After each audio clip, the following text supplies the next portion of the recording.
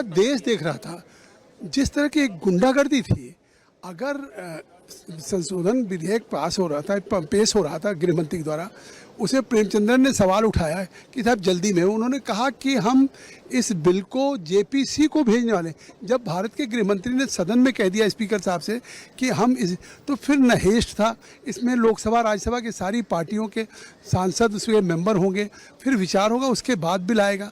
लेकिन जिस तरह से फिर कांग्रेस के केसी वेणुगोपाल ने कागज़ फाड़ना शुरू किया, पहले फेंकना शुरू किया स्पीकर के चेयर पे, फिर आगे, फिर वेल में जिस तरीके से तृणमूल कांग्रेस और कांग्रेस के और सब लोग आ गए और जिस तरह से मतलब झगड़ा करने पे आमादा हो गए, या गृहमंत्री के चेयर तक पहुंच करके जिस तरीके से किया, तो इसकी जितनी भर्त्सना की जाए, आज तो पूरी लोकतंत्र पे एक कुठाराघात है।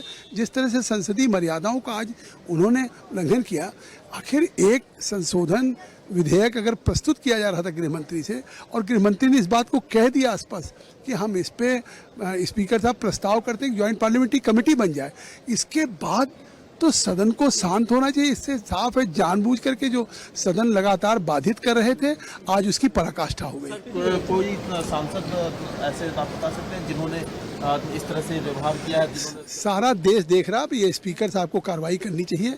जिस तरीके से गृह मंत्री के मतलब टेबल पे आ गए और जिस तरीके का मतलब वहाँ इस तरह से अगर भाजपा के सदस्य निश्चित तौर से नहीं खड़े हो जाते तो शायद कोई अप्रिय घटना भी आज हो जाती। जो हाँ, जिसमें पूरा सारे कागज़ फाड़ के भेज रहे तो और कागज़ फेंकते दूर से वहाँ पे पहुँच गए, और जिस तरह से जिस मतलब उसमें पहुँचे हैं, कुछ भी अप्रिय घटना हो सकती है।